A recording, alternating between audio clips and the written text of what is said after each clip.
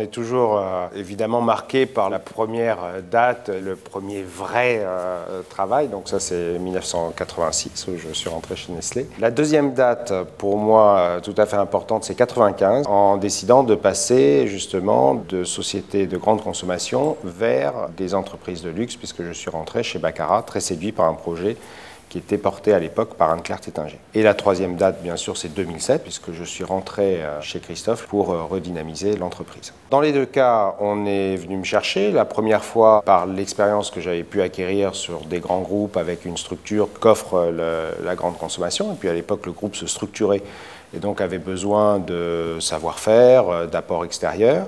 Et la deuxième fois, parce qu'il y avait une expérience, me semble-t-il, réussie sur Baccarat, et la dynamique qu'on avait pu redonner à cette marque, en particulier qui a pris toute sa signification avec l'ouverture de la place des États-Unis, le nouveau siège, la collaboration avec Philippe Starck, l'expansion internationale. Et c'est sur la base de cette expérience qu'on est venu me trouver. Non, il y a forcément des visions différentes, pour deux raisons. D'abord parce que les marques, même si on trouve un certain nombre de similarités, les marques sont quand même très différentes dans les matériaux, dans leur parcours, dans le rapport à la création, première chose. Et puis, deuxième chose, le temps a passé. C'est-à-dire que les recettes du futur ne sont jamais les recettes ni du présent et encore moins du passé, que les outils ne sont plus du tout les mêmes, que la distribution a beaucoup évolué, que les barrières à l'entrée ne sont plus les mêmes, que le rapport à l'international n'est plus le même. Ce sont évidemment des visions très différentes.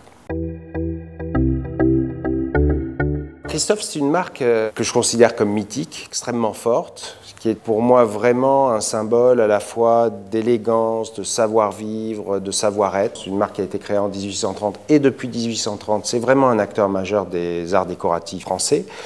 Donc on a déjà ce corpus qui est très établi, qui est fort, qui est puissant. Donc l'enjeu, c'est de poursuivre cette dynamique, de la renforcer, de l'ancrer davantage dans l'international, en particulier sur certaines zones, et puis de générer davantage de croissance à partir de notre cœur de métier. Notre cœur de métier est très clair, nous sommes des orfèvres, certainement le plus important au monde, et donc c'est bien de partir de ce cœur de métier, qui est l'orfèvrerie, pour couvrir des segments sur lesquels nous pensons que nous avons des choses à dire. C'est une entreprise qui regroupe 500 personnes, dans le monde. Nous avons une distribution qui est composée à la fois de boutiques en propre, 25, de franchises, une trentaine, de concessions dans les plus grands magasins français bien sûr, mais anglais, on pense à Harrods, japonais, on pense à Takashimaya, Mitsukoshi, Setan, américain, Bloomingdale's et ainsi de suite. Il y a une soixantaine de concessions. Et puis ensuite une présence dans les grands multimarques qui représentent des marques que l'on considère être à notre niveau ou représenter à peu près le même type de valeur. Et puis enfin, il y a un travail très régulier, très constant, qui est fait avec la très haute hôtellerie, les grands chefs, les restaurants gastronomiques, avec lesquels nous avons des relations historiques, soutenues. Il se passe plein de choses dans ce domaine-là, donc bien sûr, nous sommes présents. Le chiffre d'affaires se fait à 75% à l'international. Nous avons eu en 2010 une croissance de 8%, un peu plus de 8%. Et puis, nous avons un site industriel qui est basé en Normandie, pas très loin de Rouen, qui est un site qui est normé ISO 9001 et 14001. Bien sûr qu'elle nous a impactés. Elle nous a impactés parce qu'elle a entraîné un phénomène malgré tout de prudence de la part de nos partenaires en distribution, donc de phénomène de déstockage. Elle a quand même déstabilisé nos consommateurs. Elle a aussi rééquilibré les zones géographiques avec évidemment une dynamique qui est restée forte en Asie, si je compare à l'Europe et encore plus aux États-Unis qui ont été extrêmement réactifs par rapport à cela. Et elle nous a poussé aussi à nous remettre en cause sur un certain nombre de pratiques, nous remettre en cause sur un certain nombre de nos structures, nos méthodes de travail, de faire en sorte, ce qui était déjà le mouvement pris, mais de l'accélérer, d'être encore plus proche de nos clients, d'essayer de leur parler plus directement. On a fait un effort important à cette occasion sur Internet. Donc c'est évident que la crise nous a impactés, à la fois sur notre chiffre d'affaires, même si aujourd'hui on revient à des chiffres d'affaires d'avant-crise, mais aussi dans nos comportements et dans notre approche du secteur. La tendance naturelle d'une marque comme Christophe, c'est de s'exprimer soit en presse, soit en affichage. Alors, Internet nous apporte quand même des opportunités en termes de communication. Vous avez la possibilité, ce que peu de médias vous permettent, de vous présenter au monde de la manière dont vous le souhaitez, en laissant aux curieux, aux clients, aux intéressés, la capacité de descendre plus ou moins profondément dans le niveau d'information qu'ils souhaitent acquérir sur la marque. Ça se fait bien évidemment pour le site institutionnel, tout le monde en a dans le luxe et maintenant un peu partout. L'enjeu, c'est de savoir comment on va se présenter, comment va-t-on évoquer la marque, comment va-t-on générer des points de contact sur des lieux où on ne nous attend pas forcément, sur Internet. Je prends deux petits exemples parce qu'ils étaient amusants à réaliser et qu'ils ont été efficaces. On a collaboré avec Space Invader sur des séries très limitées de bijoux qui étaient vraiment très amusants, petits produits qui étaient à la fois très Christophe et complètement dans l'air du temps. Il est certain qu'avec un produit comme cela, on rencontre un type de clientèle que nous n'aurions pas nécessairement sur notre site. Et puis ensuite, on a fait une opération en partenariat avec la scie, même enjeu. Petit produit très bien fait, une clé USB qu'on a appelée le galet et qui là aussi a rencontré une clientèle qui n'est pas forcément notre clientèle naturelle. Puis vous avez une logique de distribution, c'est-à-dire qu'on a un site de vente à la fois sur la France et sur les États-Unis. On travaille aussi sur le Japon et la Chine, qui là permet deux choses. D'une part, d'offrir des services importants à des clients qui nous connaissent extrêmement bien. Je vous donne un exemple, vous avez demain un cadeau de baptême à faire, vous connaissez parfaitement Christophe, vous connaissez son offre, vous allez sur notre site, vous allez choisir la timbale de votre choix et puis la gravure que vous souhaitez mettre sur cet objet. Sans avoir à vous déplacer, vous allez obtenir le produit qui est un produit fort, puis c'est un produit qu'un enfant, puis plus tard un adulte gardera et le marquera pour sa vie. Et puis ensuite, vous avez tout le phénomène de découverte. La jeune femme qui va venir sur notre site, qui connaît Christophe de notoriété, mais qui ne connaît pas ou reconnaît pas parfaitement la marque, et qui là va pouvoir être séduite, j'espère, par une collection de bijoux à laquelle elle ne s'attendait pas forcément ou d'autres objets plus surprenants.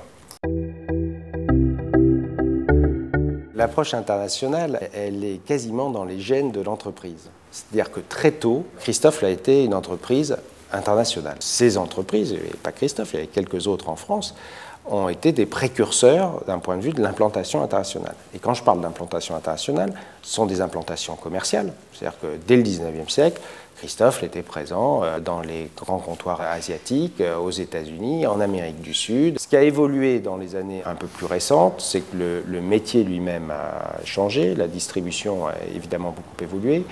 On fait davantage appel maintenant à des structures en propre, à des filiales, plutôt qu'à des structures d'agents. L'internationalisation, c'est repositionner, c'est un mot fort, mais en tout cas, à modifier un tout petit peu son centre de gravité pour s'intéresser à des zones comme les pays, entre guillemets, dits émergents. Je pense en particulier au Moyen-Orient, je pense à la Chine et je dirais presque plus largement le croissant de la diaspora chinoise, au Japon, et en Amérique du Sud, sachant qu'il y a des marchés sur lesquels on est perçu comme très mature, ce qui ne veut pas dire qu'il n'y a pas encore beaucoup d'efforts à faire en termes de développement, mais je pense aux États-Unis, je pense à la France, je pense à l'Italie, à l'Angleterre et à d'autres marchés européens. Elle est chez nous très importante, à deux niveaux, parce qu'il y a une formation de savoir-faire traditionnel que vous avez directement à l'esprit, en particulier sur notre site de production. Cette formation, elle est importante parce qu'il faut à la fois s'assurer que les anciens puissent porter leur savoir-faire aux plus jeunes générations. Tout premier niveau de formation, mais c'est évidemment essentiel. Deuxième niveau de formation, en faisant appel à des créateurs extérieurs, on sait bien que quelque part, ils vont arriver comme un petit poil à gratter sur des projets extrêmement ambitieux et qui vont nous challenger dans nos savoir-faire, les remettre en cause, les pousser. Donc il y a un deuxième niveau de formation qui va nous permettre de développer ou de retrouver d'ailleurs un certain nombre de savoir-faire. Typiquement, récemment, on a retrouvé, redéveloppé le savoir-faire de la patine qui permet d'apporter à la fois de la profondeur, de la couleur au métal. Et l'enjeu maintenant, c'est de trouver des pistes créatives qui répondent et nourrissent ce savoir-faire. Donc formation au niveau artisanal et industriel, tout à fait évidente. Et puis il y a toute la partie formation commerciale, puisque vous l'avez vu, on a une clientèle qui est très internationale.